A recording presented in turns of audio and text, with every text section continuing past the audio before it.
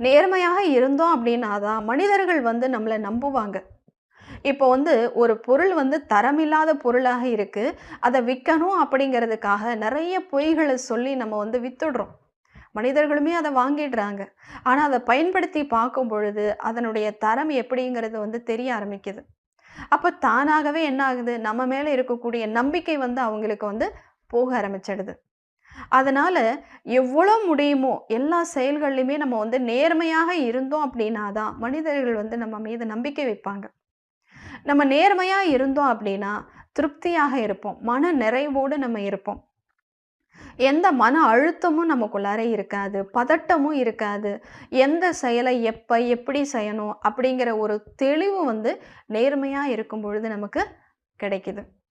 மக்கள் நெறைய விரும்புவது எத விரும்புறாங்க அப்படின்னா, நேர்மையா இருக்கக்கூடிய மனிதர்கள தான் வந்து விரும்புறாங்க.